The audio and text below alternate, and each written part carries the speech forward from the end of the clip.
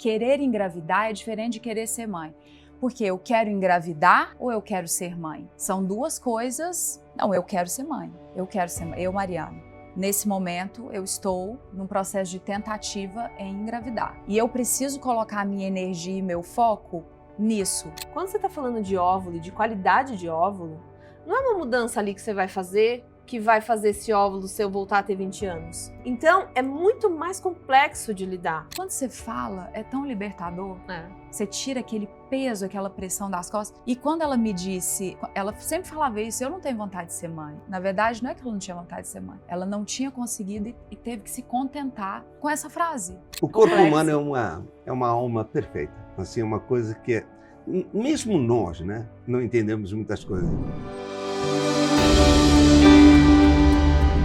Oi, pessoal! Como vocês estão? Nós estamos aqui preparadíssimos para levar o melhor para vocês no Basta Sentir Maternidade, histórias reais. Hoje nós vamos falar sobre trombofilia e gravidez após os 35 anos. E eu tenho meus convidados mais que especiais, Dr. Duarte Miguel, que dispensa apresentações com um currículo extensíssimo, mas eu vou falar todo o seu currículo, não consigo falar todo o seu currículo, Duarte. Médico especializado em cirurgia geral, ginecologia e obstetrícia.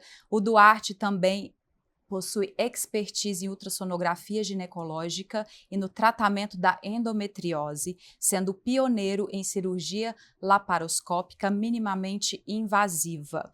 E você também é pós-graduado em cirurgia da obesidade pela Universidade de Berna. É muitos anos quando eu não sabia o que ia fazer na minha vida, então eu gosto de tudo. Bem-vindo, Duarte. Muito obrigado. Duarte, você nasceu onde? Minha história é muito complexa e eu nasci acidentalmente em Lisboa. Que meu pai é de Macau, meu pai é chinês, acreditem. Meu pai sério? Sim, senhor, é um senhor chinês. A minha mãe é da Ilha da Madeira, meu pai nós somos a família de Macau, China. E meu pai estava estudando em Portugal quando eu vim a este mundo com a finalidade talvez de acabar com a faculdade dele. Eu nasci no meio da faculdade. Já comecei polêmico nessa história. Então, eu nasci em Lisboa e com 2 anos, meu pai retornou a Macau e a família foi toda para lá. Então, eu fui criado basicamente na China, em Macau. É mesmo? É mesmo. Essa é a minha história. E o sotaque português? É por causa em Portugal, uma colônia portuguesa, e minha mãe é da Ilha da Madeira, então hoje não falo tão bem chinês, mas eu domino o chinês quanto o português. Eu fui criado na China. Olha. Falo, gente, é o currículo e a gente ficaria aqui o dia todo. Aline! Tudo bem? Tudo bem, obrigada por estar aqui com a gente. Obrigada a você, imagina. A Aline, pessoal, ela é jornalista com 15 anos de carreira, focada em comunicação para o público feminino.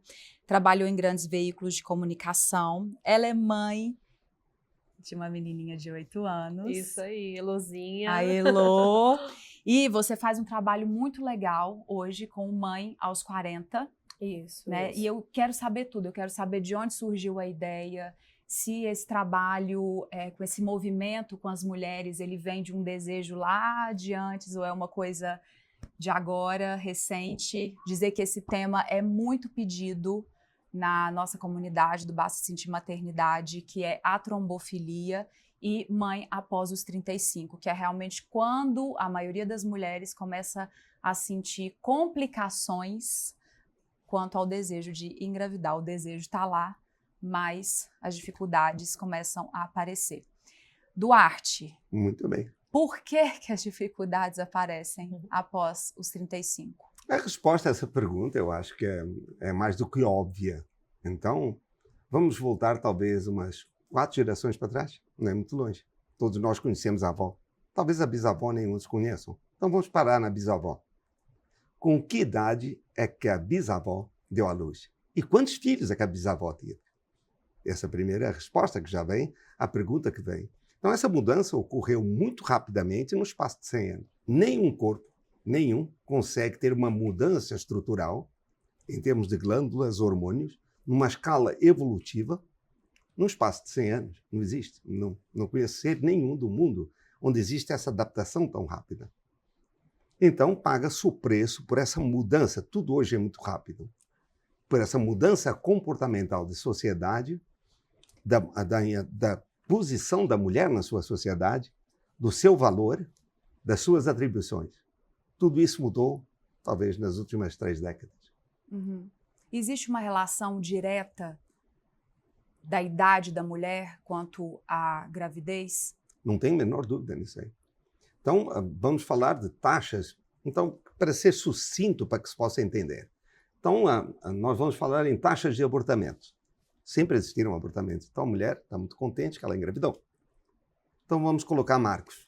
35 anos, 40 anos, 45 e acima dos 45. Então, vamos ver qual é que é a taxa de abortamentos que nós vamos estar falando. Vamos tanto falando até os 35 de 15. A cada 10 mulheres que entram no consultório felizes, eu tenho que segurar um pouquinho, porque eu vou ter que dar notícia em 1h30 de que a coisa não foi bem para frente. Não foi para frente por causa materna, por causa oocitária, quer dizer, a qualidade do óvulo não era tão boa, ou uma mistura de tudo. Mas 1,5 não foi para frente. A cada 10, é bastante, 15%. E aos 40, 25%. Já está mais chata a situação.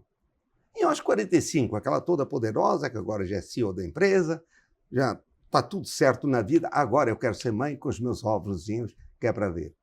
Ela provavelmente vem a ter perto de 50% de mau resultado. Nossa. Isso quando consegue engravidar, né? Então, nós estamos falando em números que são números muito, muito altos, né? Então, esse número que eu estou te dando é 40, 45. Acima dos 45 para cima, isso bate 90% que não vai. Então, o corpo, infelizmente, o ovário ele não foi feito, tanto o ovário em si, para poder suportar tanto tempo. Agora, muito interessante, quando eu pego esta mulher, que ela é muito bem, está bem, ela é bem cuidada, etc, etc, ela tem a sua saúde uterina muito boa, e se eu puser um óvulo de uma mulher mais jovem, a história muda completamente. Ah, entendi. Então, nós estamos falando... Então, o problema maior é o óvulo, é a qualidade também do óvulo. É que as outras partes que eventualmente poderiam estar sendo deficitárias hormonalmente, nós conseguimos agir, digamos assim. Tanto é que quando uma mulher está na menopausa, se ela tem óvulo congelado ou se ela participa dessa ovodoação, ela consegue engravidar. Então, se ela tiver óvulos congelados de 20 anos, certamente que sim.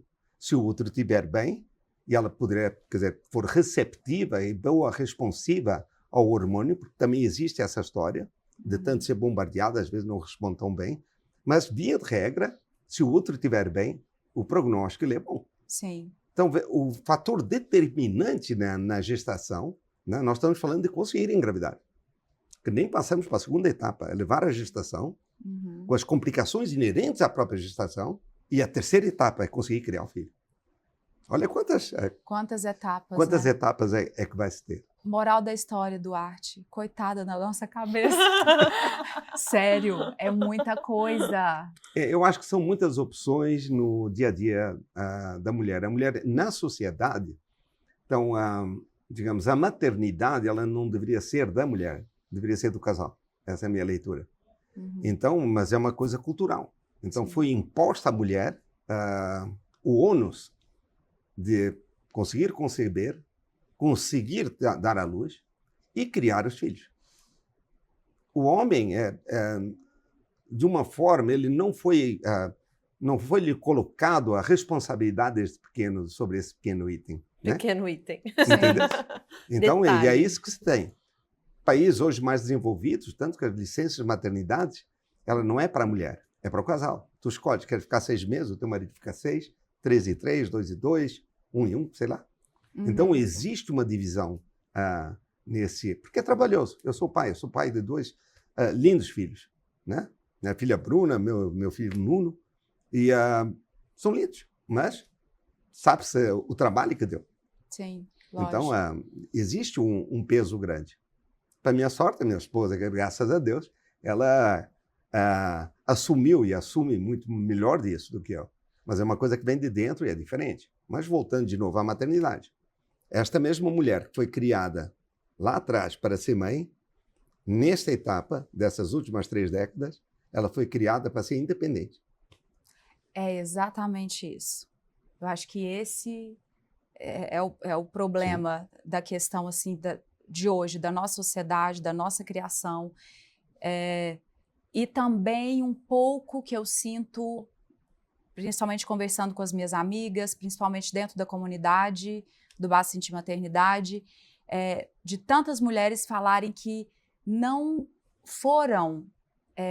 tiveram a atenção do médico delas em dizer, você precisa olhar para isso, porque está todo mundo querendo te indicar métodos contraceptivos para que não aconteça. E ninguém está querendo preparar o seu corpo para quando você desejar engravidar. Então vem aquela pressão de mulher, você precisa ter a sua independência financeira, você precisa ter um trabalho legal, você precisa arrumar uma pessoa legal para estar do seu lado. E aí depois que você tiver tudo isso, aí aqui não está conseguindo acompanhar, né? Depois que você tiver tudo isso, aí sim você vai pensar em ter filho, quando você tiver uma vida estável, com todo o cenário arranjado, e aí o seu corpo, o seu organismo, ele não está preparado mais, né? Aline, quando foi que você iniciou esse movimento? Quando que isso despertou dentro de você?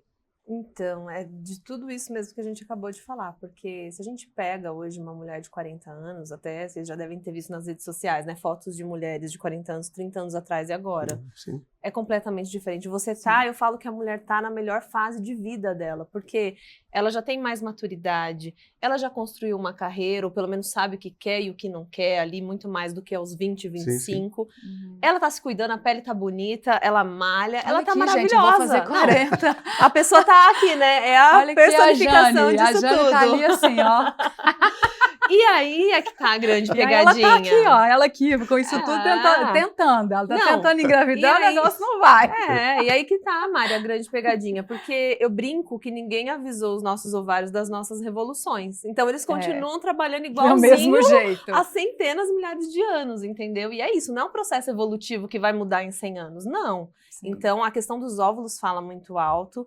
E o que me motivou a falar com esse público não foi a minha história, isso é importante dizer, eu acabei de fazer 36 anos, eu já tenho uma filha, não sei se terei outro, mas foi justamente porque amigas ao meu redor começaram a adiar a maternidade, que ao contrário das nossas mães e avós, que com 40 anos já tinham alguns filhos, né? Se a gente pega e data índices de fecundidade, no Brasil de 1960, a taxa era de 6 filhos por mulher, a gente está falando de 50 anos atrás.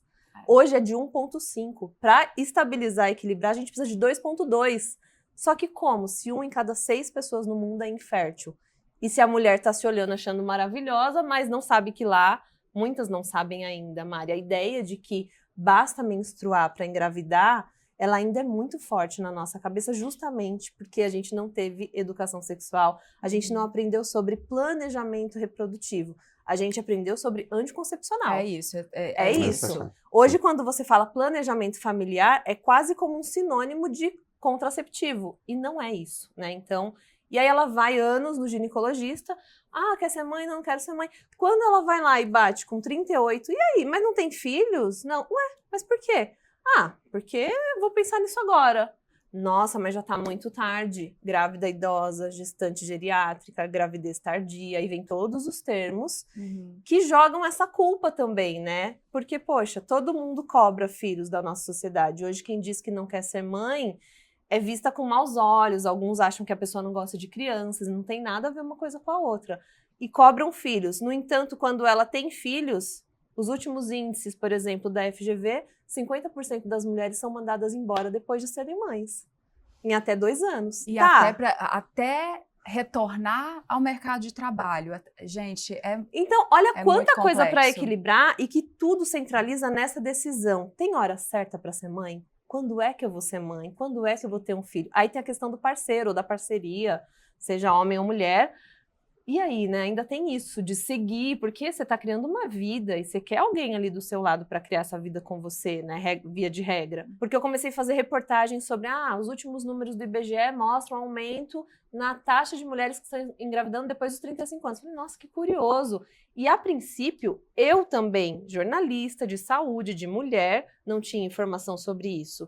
E aí eu falava, mas a mulher pode o que ela quiser, né, empoderamento, woman power, nananã. Aí eu falei, poxa, começaram a chegar os relatos, Mari. Foi aí que eu descobri. Eu tô me identificando muito. Foi aí que eu descobri. Eu Opa, falo, peraí, mas... imagina, a hora que eu quiser engravidar, eu vou Não, engravidar. saudável do jeito que eu Eu sou sou. super saudável, eu malho, eu como malho, tudo direito. Eu não tenho vícios. Não, é isso. A hora que for, A né, hora que eu Duarte? quiser. A hora que eu quiser. Então, assim, tudo isso me levou para esse caminho e quando eu criei de verdade, assim, eu não tinha noção, eu nunca tinha ouvido falar na palavra tentante, né? O Mãe aos 40, ele nasce, assim, oficialmente em 2013, na minha ideia.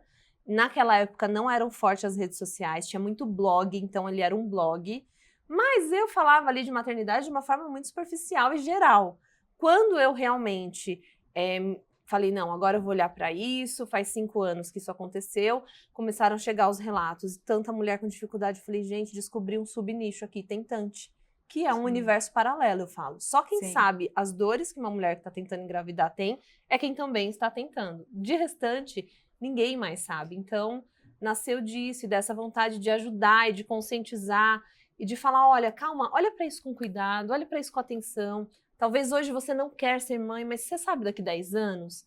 E tem uma diferença muito grande, Mari, de não querer e não poder. Não poder. Sim. Muito grande. Eu vejo, mas eu sei exatamente isso, porque eu vejo isso todos os dias dentro da comunidade, todos os relatos, e não só ali, mas a partir do momento que eu comecei a fazer esse movimento e falar sobre isso e trazer a minha vulnerabilidade, a minha história para todo mundo, que eu recebi as outras histórias de amigas, de pessoas muito próximas que eu não fazia ideia que estavam tentando ou que já tentaram, não passaram conseguiram. por perdas às vezes, né? E falavam assim, passaram por perdas e também não dividiam isso com ninguém. Então era uma dor que não era assistida, era uma dor solitária, porque a mulher tem vergonha, porque a mulher acha, a gente é assim, você tem que ser forte, você tem que vencer. Então nós seres humanos, somos condicionados a ter essa mentalidade de você não pode mostrar sua vulnerabilidade, porque senão te engolem. E eu não vejo por esse lado. Eu acho que é justamente no momento onde a gente está vulnerável, onde a gente mais tem força. Exato. É onde a gente mais tem força, onde a gente mais se ajuda, onde a gente entra em contato com a nossa essência e não com o que a gente acha que é ou pensa que é. E quando eu recebi esses relatos de pessoas muito próximas e que vieram dividir comigo, Mariana, você contou, agora eu tenho coragem assim de te falar. Não é que eu não queira ser mãe, porque eu tenho uma grande amiga que chegou para mim e falou, eu não quero ser mãe, eu não tenho vontade de ser mãe. Ela falou, eu tentei por 10 anos e ninguém soube. Nossa, eu falei, o quê? Calada, uma dor falei, não, invisível e invisibilizada, né? Falei, Calada. não, peraí, como assim, você nunca me falou? Ela falou, nem para você, nem para ninguém. Quem sabia era o meu pai e a minha mãe, só, e meu marido. Eu não queria, porque eu queria contar quando eu estivesse grávida. Eu queria chegar com a notícia boa. Eu tinha vergonha de falar que eu estava tentando e não estava conseguindo. Porque é um sentimento de fracasso para muitas, né, Mari? Pois é. Desse estigma, fala, né? Como se você fosse o problema. Quando você fala, é tão libertador. É. Você tira aquele peso, aquela pressão das costas. E quando ela me disse, ela sempre falava isso, eu não tenho vontade de ser mãe. Eu não tenho. Na verdade, não é que ela não tinha vontade de ser mãe. Ela não tinha conseguido e teve que se contentar com essa frase, né? Em colocar isso. E a partir do momento que ela falou sobre isso, ela falou, nossa, porque agora eu confesso para mim mesma e para mim é uma libertação. E tantas outras com as suas histórias, com os seus relatos e realmente você olhar a diferença de uma boa informação, de uma informação de qualidade para tantas outras notícias que são consumidas hoje, em internet principalmente, que não te levam a lugar nenhum. Nossa, muito. Eu acho que isso precisa estar dentro do nosso propósito. Sim. E o Duarte como médico, você como Mãe aos 40, eu agora com essa plataforma, que a gente consiga conscientizar, ajudar, né, a ter essa consciência e levar isso para as pessoas, que isso respingue. É um assunto para estar nas rodas de conversa, né, Mari, entre as mulheres, assim como a gente conversa de tantas outras coisas. De olhar, estou conversando aqui, você tem 30 anos, Duarte, você fala muito isso em consulta? Muito. Você é um cara que orienta muito as suas pacientes Talvez eu viva muito no consultório a história da endometriose. Então, eu vejo 20 pessoas por dia. Então, eu vejo a tua história. Eu vou ver a tua história, provavelmente, em algum tempo, alguma mulher igual a ti, com o teu perfil, 10 anos antes. Sim. E talvez até 20 anos antes. E vou ver adolescente, que é filha daquela que tinha endometriose, que veio porque está com cólica abdominal. Então, a história ela é justamente aquilo que eu falei e que eu sempre falo, né? A gente precisa sempre entender números e entender o nosso projeto de vida. Agora, existe uma confusão, eu acho que é muito grande, em capacidade de gestar e querer ser mãe. São coisas totalmente diferentes, do meu modo de ver. Querer ser mãe ou querer ser pai é ter amor suficiente para dar para alguém para continuar os teus princípios ou que tu acredites ser bem e poder fazer bem para alguém, etc, etc. Independentemente se venha da barriga ou não. Hoje o que nós estamos discutindo mais é gestação, quer dizer, conseguir gestar. Ser pai e mãe é uma outra história no meu modo de ver. Essa é uma das formas, de se chegar a essa finalidade. Mas, isso, para se atingir. Eu tenho muitas pacientes que me dizem, às vezes, por infelizmente, chegamos tarde, ela tem uma endometriose muito má e perdeu isso, perdeu aquilo, a dor foi muito grande, foi submetida a 20 cirurgias, a 10 quilos, é um show de horrores, assim. E não existe um ponto enough, chega. Né? Vamos procurar outro jeito para atingir esse ponto é importante. Eu vou contar uma história, eu sou um homem de histórias. Esse ponto é importante. Então, eu sou cirurgião geral e faço também gineco e atendo muita endometriose do mal.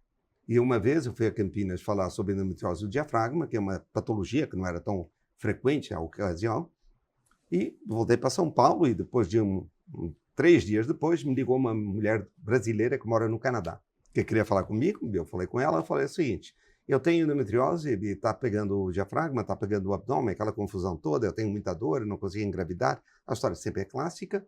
Demorei muitos anos para fazer diagnóstico, eu fui nisso, fui naquilo, fui no outro. A história é sempre igual. Resumo, eu tenho um primo, e eu liguei para o meu primo, que eu estava perdida, não sabia o que fazer. Ele falou, é coisa de Deus, eu estava assistindo, tem um português que veio aqui falar, liga para ele que... Uau. Olha. E ela me ligou, e ela veio para o Brasil, e, quer dizer, foi, logicamente, a patologia dela era muito, muito grave e demandou tempo e muita determinação para tratá-la. E ela ficou boa. Sim. E ao final, quando ela ficou boa, eu virei, agora vamos falar de maternidade. E a palavra certa que eu estou te falando, basta, não gosto de falar palavras em inglês, mas ela falou, para mim, enough. Eu queria me livrar da dor, eu vou procurar a minha felicidade para o casal, que seria bebê, de outro jeito. Não é que não possa ser mãe ou pai. E o melhor, assim, ela chegou ao Canadá, 3 meses depois, ela me mandou uma foto de um teste positivo. Olha! Engravidou naturalmente.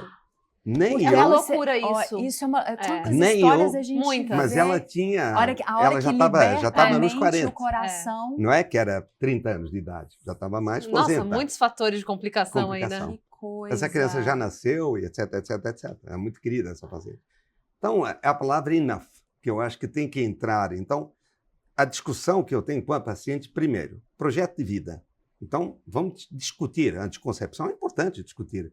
Uma mulher que dê à luz com 17 anos de idade, no molde que nós achamos que é certo, que ela tem que sobreviver, etc, etc, que nós achamos, porque tem mulheres que adoram ser mãe, adoram cuidar da família. Sim. O que não é de forma alguma mal. E que hoje as mulheres põem um carimbo nela. O que a tua mãe faz? Ela é a dona de casa? É um carimbo mal? Não, precisa ver como é que está. Eu tenho um amigo meu, grande amigo, cuja esposa, ela cuidou de 3 lindos meninos que são hoje excelentes cirurgiões. Eu tenho certeza, o pai é ótimo, é meu amigo, que nem o meu irmão. Precisa Mas ser eu uma olho, escolha, né? E mas não a falta da escolha. certamente não foi o peso dele, porque ele trabalhava tanto quanto eu. Sim. Então, veja bem, existem as opções, e é isso que tem que ser discutido, eu acho. Você falou uma coisa que foi exatamente a abertura de quando eu decidi contar para as pessoas que eu estava nesse processo de tentativa de congelar óvulos, né, de estímulos e tal, e de tentar engravidar. E eu usei essa frase: tentar engravidar é diferente de querer ser mãe. Exatamente isso. Porque o que eu quero? Eu quero engravidar? Não, querer engravidar é diferente de querer ser mãe. Porque eu quero engravidar ou eu quero ser mãe? São duas coisas Não, eu quero ser mãe. Eu quero ser mãe. Eu, Mariana. Nesse momento, eu estou num processo de tentativa em engravidar. E eu preciso colocar a minha energia e meu foco nisso. Então, eu não abro um leque, porque senão eu também piro, né? Sim. Eu olho para o cenário, eu sou muito realista também, eu gosto de olhar para o cenário, mas eu coloco um foco e eu vou naquilo, não vou abrindo muito os caminhos ali não, para não Você pensar perde. em tudo, senão eu me perco. Sim. E esse enough, ele é importante, porque senão você não consegue enxergar as outras coisas da vida. Você não sai da roda. Você E o fica tempo passa. naquilo, você só fala naquele assunto, você só vive aquilo. Em todo esse processo de tentativa e de congelar, e a hora que sai da sala, da anestesia, a hora que acorda, o médico fala, infelizmente não temos nenhum óvulo maduro, agora você vai ter que fazer tudo de novo. Enfim, Nossa. isso que eu venho passando há um tempo, eu tenho uma coisa que meu pai falou que me marcou muito e foi um clique, assim, na minha vida. Eu liguei para ele para contar, para ele e para minha mãe, e liguei para contar o que tinha acontecido dentro de uma situação que eu passei. E ele falou, e agora? Falei, e agora? Começar tudo de novo. Aí ele falou, porque você quer? Falei, porque eu quero. Os pais e as mães falam umas coisas tão óbvias, Sim. às vezes, e tão Não, verdadeiras, e eu falei, né? Aí ele falou, porque se você não quiser, tá tudo certo. Sim. Só que aquilo me fez falar Pensar no assim, seu desejo. eu falei, eu quero. Hoje eu quero. Não vou pensar no amanhã. Hoje eu quero, então hoje eu ainda vou fazer. Vou fazer mais um pouco, sabe? Mas eu insisti no meu desejo, eu entendi o que eu queria, eu não segui um fluxo de eu preciso ter, eu preciso acontecer do jeito que eu quero. Eu não segui isso, mas eu estava nisso. Mas eu não segui isso mais. E aí eu falei, eu vou fazer, mas não vai ser agora. Agora eu vou viver uma viagem, Importante, eu vou fazer muito uma outra importante. coisa, eu vou pensar em outras coisas, não vou ficar pensando só nisso aqui não, porque a minha vida não resume Nossa, a muito isso. importante. E vocês dois devem perceber muito isso, né? É quase que é um objetivo que Vira uma obsessão. sufoca. É um objetivo que vira uma obsessão. É muito comum isso, Sim. Mari. E ainda mais assim, né? Eu falo com mulheres que estão ali muito próximas dos 40, às vezes já nos 40, às vezes até um pouquinho depois dos 40. Então, é aquela sensação de corrida contra o tempo, do tipo assim, eu tenho que fazer tudo agora e tem que ser logo, porque eu tempo tenho é óvulo, tem que acontecer, e isso tem que acontecer e eu não posso parar. Não, no próximo ciclo eu tenho que estar lá, calma, né? Eu sempre falo, calma, coloca a sua cabeça no lugar. Calma, claro, não vai ficar aí 2 anos vendo o que você quer fazer, você não tem esse tempo. Mas calma, para você entender também até onde você pode ir, qual é a sua limitação, e aí sim, diante de, poxa, eu já tentei tantas vezes. Hoje, exatamente hoje, eu recebi uma mensagem de uma mulher que eu conheci pelas redes sociais. Ela perdeu 5 filhos e ela ficou 10 anos tentando engravidar. E aí ela falou assim, hoje ela fez um post, depois eu vou até te mandar, e ela fala, encerro hoje a minha jornada, até arrepia, de tentativas de gravidez, me libero deste peso, estou em paz, aceito que as minhas filhas vieram e ficaram o tanto que elas tinham que ficar, e que essa não é a minha missão de vida aqui, não é para gerar. E ela não está aberta à adoção, ela não está aberta à ovorecepção, ela entendeu a limitação depois de muito tempo, de muita dor, mas ela se colocou nesse lugar, porque isso também é importante, entender todo o caminho que você já trilhou até aqui.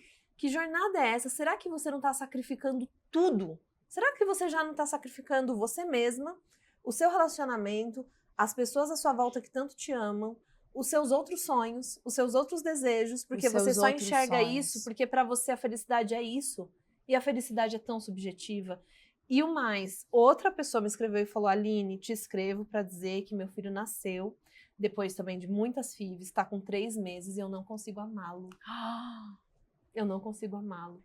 E ela viveu uma depressão fortíssima, ela só teve a liberação, até de medicamento, 5 meses depois. E aí ela falou, hoje, 5 meses depois do meu parto, eu consigo olhar para o meu filho e amar o meu filho. Um filho que ela desejou por anos, Mari.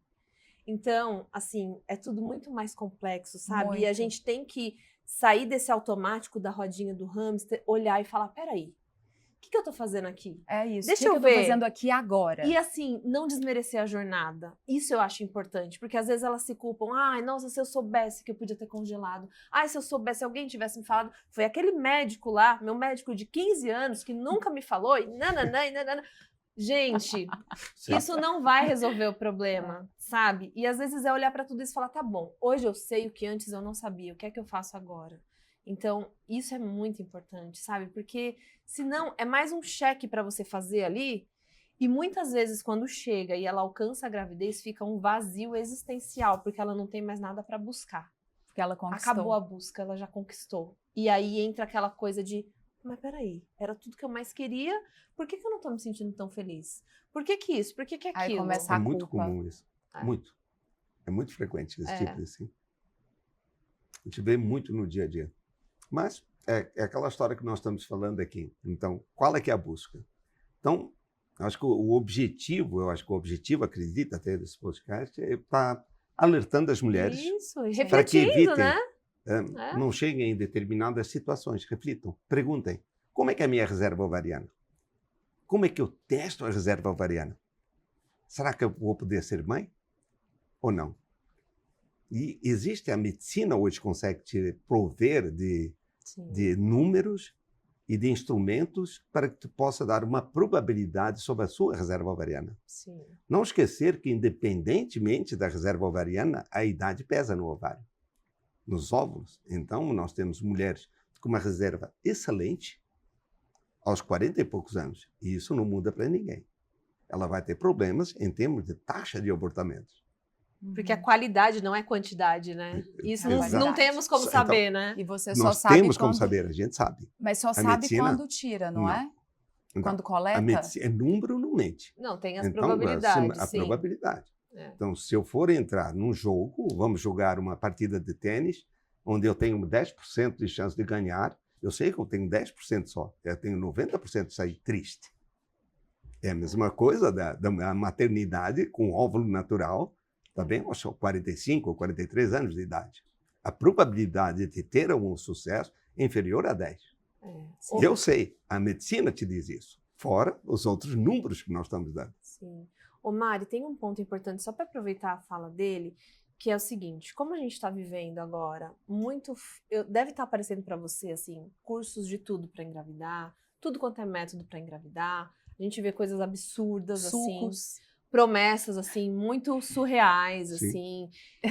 Não, é muita coisa que aparece, eu fico assim, eu dou print e falo, não tô vendo. É Todos muita os coisa. dias eu sou questionado. E Isso aí, aqui dá certo, não, doutor. e aí, assim, além de tudo isso, tem um ponto quando a gente fala dessa mulher de mais de 35 anos. Por quê? Primeiro, que estilo de vida é importantíssimo, mas não garante gravidez, né? E aí, ainda tem esse ponto. Quando você tá falando de óvulo e de qualidade de óvulo, não é uma mudança ali que você vai fazer que vai fazer esse óvulo seu voltar a ter 20 anos. Então, é muito mais complexo de lidar, sabe? Então, todas as mulheres acima de 35 anos que estão sendo envolvidas por essas narrativas, muito cuidado. Porque é diferente você tratar uma síndrome dos ovários policísticos, né? Tratar um outro problema, tratar uma infertilidade endometriose. masculina, uma endometriose, e você falar de qualidade de óvulo. Isso é realmente, assim, acho que um dos maiores desafios da medicina reprodutiva. Porque a gente está falando de algo que é muito complexo. Então, assim, muito cuidado mesmo, assim, quanto mais bonita for a promessa, mais desconfie e evite e corra, porque a gente tem que alertar com verdade, né? Sim, porque fazendo isso traz aqui, uma frustração enorme, né? muito frustrante. As pessoas me escrevem e falam, Aline, eu gastei 3 mil no curso da fulana. Aline, eu gastei não sei quantos mil no curso da ciclana. Por quê? Porque tinha uma nutri envolvida, porque tinha uma psicóloga envolvida. Mas, gente, isso é importante para o suporte, mas isso não garante gravidez. Não garante. Só que a narrativa é de que vai aumentar em muito essa chance de gravidez. E isso não é verdade, porque para isso a gente tem os números da medicina, que há tantos anos está acompanhando tantas mulheres, né, por faixas etárias. Então, muito cuidado, assim, só um parêntese, porque eu tenho visto demais, assim, me incomoda muito, e é algo que vai ser cada vez mais frequente, sabe? Sim. E é muito sedutor, você tá vulnerável. Ele tá te falando tudo que você quer ouvir. você tem dinheiro para pagar aquilo? Poxa, eu vou, porque talvez para uma fertilização in vitro ela não tenha.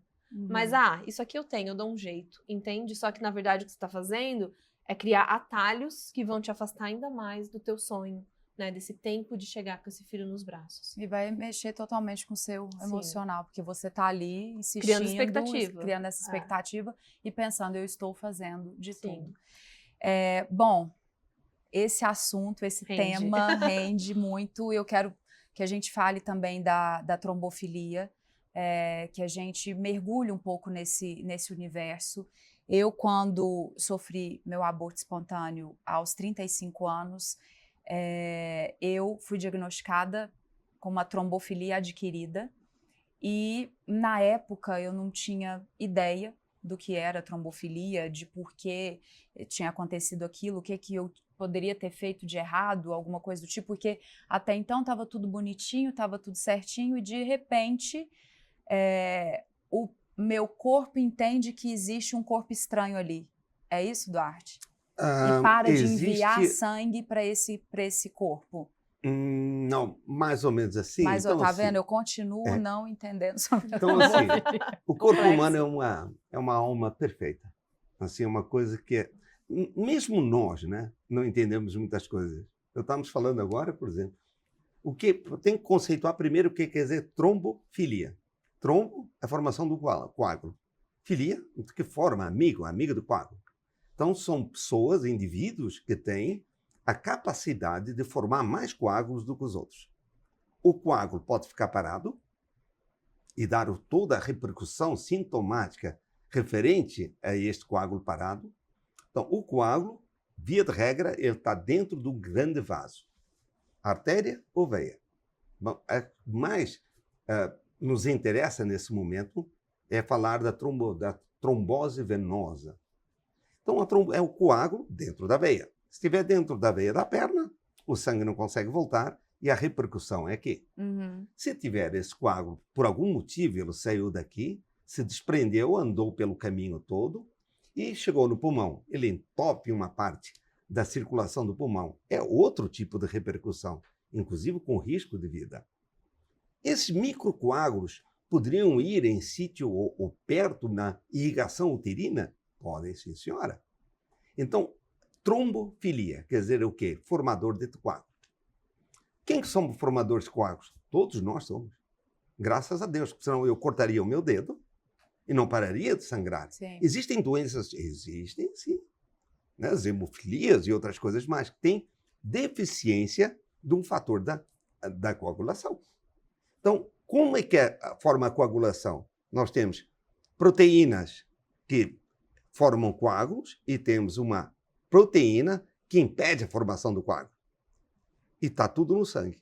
Quando existe um desequilíbrio a favor da formação do coágulo, começa-se a ter pacientes com formação, trombofílicos.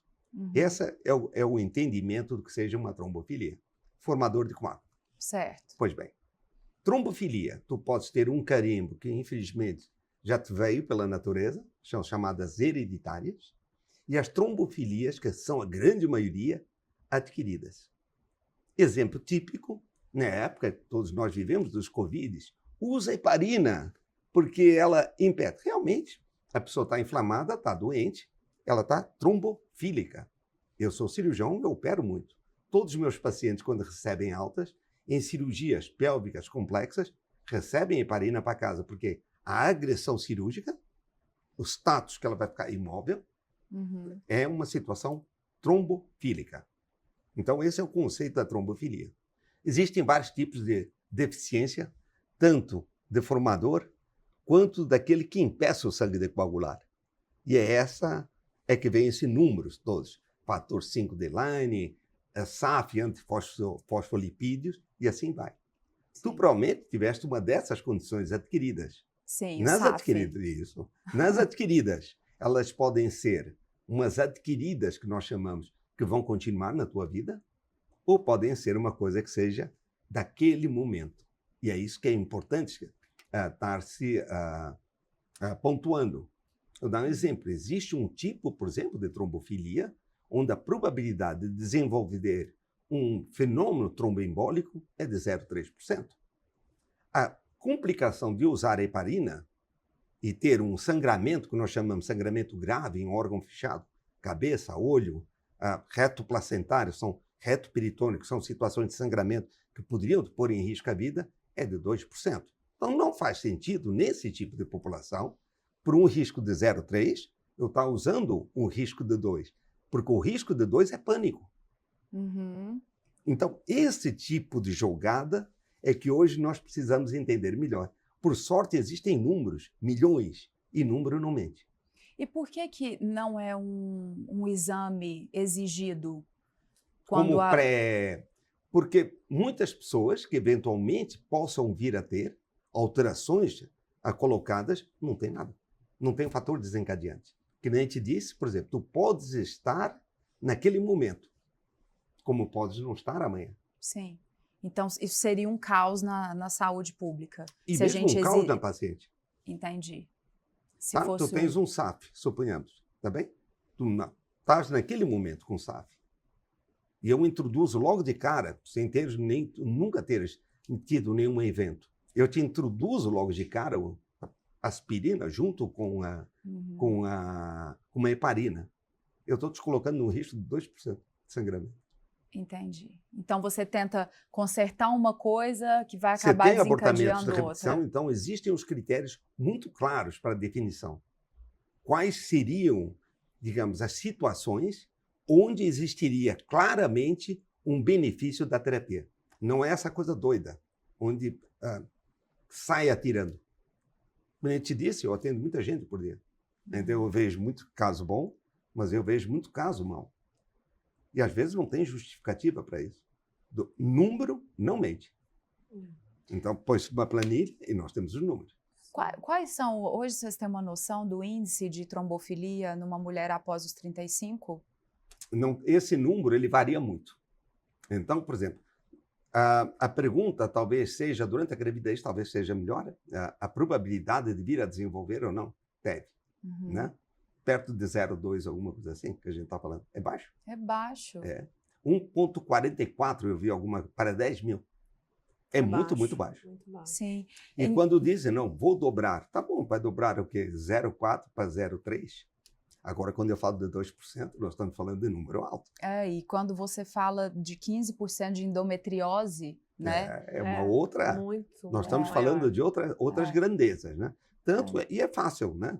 Quantas amigas tuas que deram à luz e na maternidade tiveram embolia? Pouquíssimas. Se eu puser aqui, Não, eu não. ninguém vai levantar a mão. Então, é um evento extremamente comovente. Sim. Mas existe. Né? Agora, quantas pessoas que foram operadas e tiveram embolia? Certamente alguém já escutou falar de alguma história. Sim. Quantas pessoas estavam num avião e tiveram uma embolia?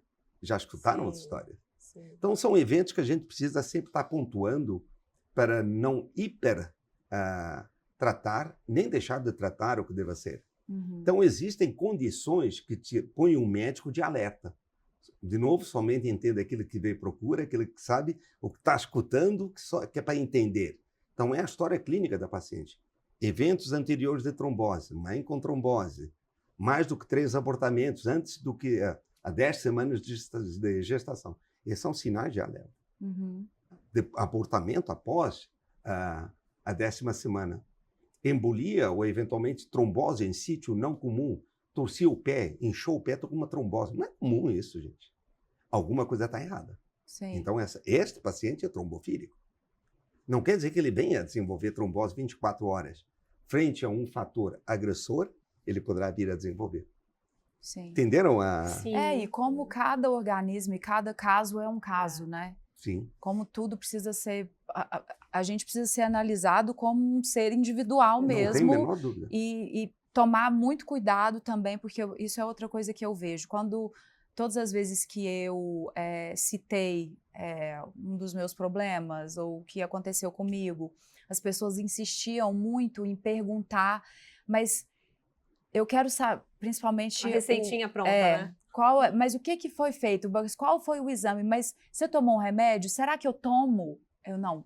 Eu não vou falar. Eu fiquei com medo de falar qual tinha sido o anticorpo diagnosticado, que agora a gente falou desse anticorpo, porque tem gente que vai, né, por conta própria, e isso é muito perigoso. Muito. Então, se deu certo para ela, vai dar certo para mim. Não é assim. Cada caso é um caso. Sim. E a história eu acho que é importante. Eu acho que dos anticorpos, a minha percepção, logicamente, eu não gosto nem de falar nisso, mas eu acho que a nossa percepção de quantos anticorpos trombofílicos existem, eu acho que nós estamos longe de 20%. 80% eu acho que não está nem aí. Nós não temos nem esse... Porque cada hora eu vejo que está saindo um novo número com uma nova situação. Sim. Mas o fato é que nós estamos mais trombogênicos. Então, mas a trombofilia ela já existia. Virchow, 1834, alguma coisa assim. Ele já fez a tríade de Virchow. Uhum. Então, transportando isso para os dias de hoje, a gente vê que nós temos muito mais fatores dessa tríade do que nós tínhamos no passado. Então, é por isso que eu acho que nós estamos mais suscetíveis a esse tipo de fenômeno, desse tipo de evento. E quando não tem 3 perdas ainda, como é que faz? Porque você falou de terceira perda, mas aí... Tem critérios. Esses critérios não são meus. Existem os critérios, hoje chama de critérios de Sidney. Então, para evitar... Então, tem que sempre ter muito juízo na solicitação dos exames. Sim. Eu já recebi no consultório Pode causar mais pânico ainda, né? Com tantos exames que eu tive que parar para... Por que pediu isso? Quer dizer, que não tem pé, não tem cabeça. É porque brasileiro adora fazer exame. E às vezes nem volta no médico para ele ver o diagnóstico. Só... É tipo assim, eu vejo pela minha família. Todo mundo vai, se o médico não pediu o exame, o médico não é bom. Mas se o médico pediu exame, pediu e isso, faz isso, o exame e não manda o resultado. resultado. Não manda o resultado. É tipo como se tivesse... Assim, não, agora eu já tô bem, já fiz o exame. Se o resultado não for bom, alguém vai me ligar do laboratório e vai falar, vai ficar seu resultado lá. Mas basicamente eu acho que é isso. Então... Se deva-se pedir exames de trombofilia em pré-natal, não deva-se pedir exames. Se não tem história, não tem que pedir. Porque não tem nada. Mas e se o bebê tiver, sei lá, um fator 5 de Leiden, alguma coisa assim, a medicina não pode fazer nada. A heparina não passa pela placenta. Graças a Deus, que senão o bebê teria uma hemorragia. Então, as heparinas que a gente usa, elas são todas classe B, tem a classificação das drogas. Uhum. E também isso não entra na investigação de fertilização in vitro. Não tem, por exemplo, como analisar o embrião para ver se ele tem essa predisposição, né? A medicina tem que ser bem objetiva, né? Para quê? Qual é que é o objetivo e qual é que é o resultado? Sim. Então, eu vi um número, em algum lugar, uma investigação para trombofilia no Reino Unido, 70 mil libras. Nossa. Completa. Nós temos que ter um objetivo.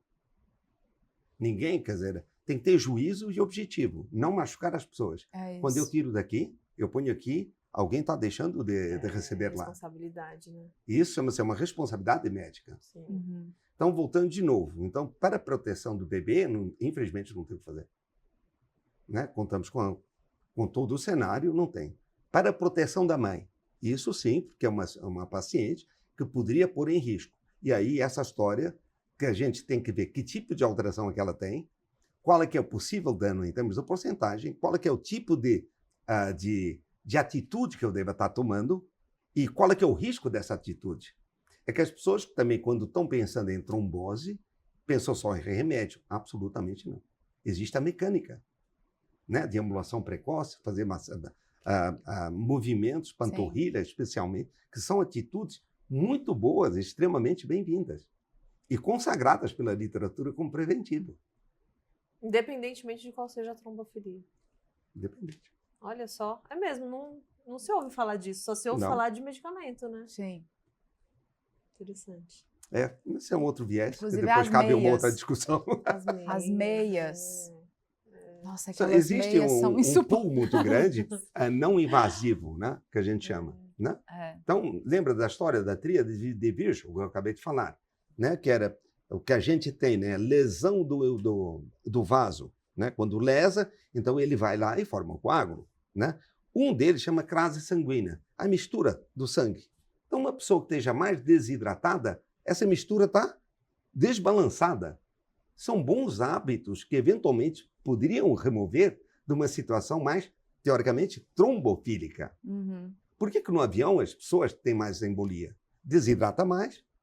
Aqueles que bebem muito também desidratam, vão fazer muito xixi, coisa e tal.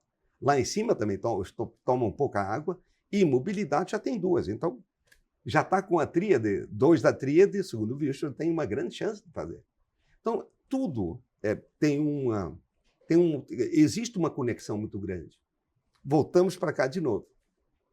A mulher numa idade mais avançada tem maior chance, dependendo sim, porque ela começa a ter mais situações. Com o transcorrer da idade, o metabolismo muda, sobrepeso vem, vontade de fazer outras coisas diminui. Novos vícios são colocados. E o maior evento trombofílico é a gravidez.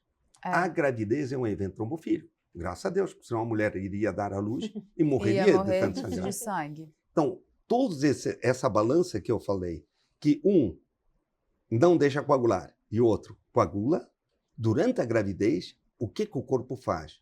O corpo é muito esperto, ele fala, vai dar à luz, essa placenta vai sair, vai ter um monte de sangue, né? Vai sangrar muito.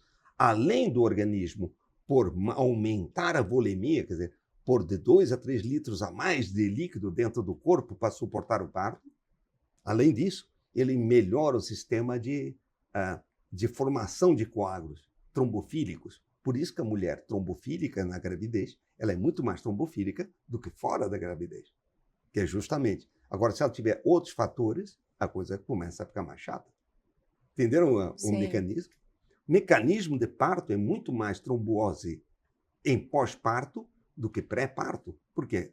É quando ela tem a lesão do endotélio, tanto para parto vaginal, parto cesárea tem maior ainda, automaticamente o sistema fala, opa, lesão endotélio, vou mandar um monte de coágulos para evitar o sangramento. E é incrível, porque eu tive plaquetopenia, plaquetas baixíssimas, e a minha indicação da hematologista foi fazer cesárea. Olha que loucura. Ela me submeteu a um risco muito maior. Por quê? Para a gente ter o controle de 3 dias antes tomar o coagulante. Só que é a questão que ele falou, do risco e benefício. Ela esqueceu de fazer essa parte. Aumenta 12 vezes. Depois que eu descobri. Depois que eu descobri tudo isso. Mas aí deu tudo certo. Mas graças a Deus, na hora deu tudo certo. Poderia ter acontecido. Poderia ter sido muito pior, porque em vez de o corpo estar fazendo um processo natural do corpo e que se precisar de sangue, eu tomaria sangue, alguma coisa assim, deixaria ali preparado. Não, a gente foi lá e cortou para sair muito mais sangue, né? E isso indicado por uma especialista. Não é nem o sair muito mais sangue, né? Não obrigatoriamente o parto cesárea sangra mais, mas o trauma, o cortar, é que desencadeia, né? O organismo vê. E dependendo da técnica que é utilizada, às vezes é uma técnica que machuca mais os tecidos, esse sim é que põe em alerta o teu corpo para, opa, estou tendo um trauma. Então, aumenta a quantidade de fenômenos anti-hemorrágicos. Não obrigatoriamente que sangra mais, não é o... Entendi. Não é a quantidade de sangue, é o trauma. É o trauma, o trauma em si. Sim. Que deixa o corpo mais em alerta. As minhas pernas depois do parto, Mara, elas pareciam uma tora de árvore, assim. As duas, elas viraram uma coisa só. Assim, e aí eu fiquei muito apavorada e fui pro médico. E aí foi quando eu soube disso e a gente entrou com medicação e tal. Mas olha isso, né? Uma loucura. Mas agradeço. É um assunto complexo. Bem complexo. Mas voltando assim à parte da trombofilia, é bem isso mesmo. Amigo do trombo. Amigo do trombo. Duarte, quantos partos você já fez? Ah, nem sei. Não sei.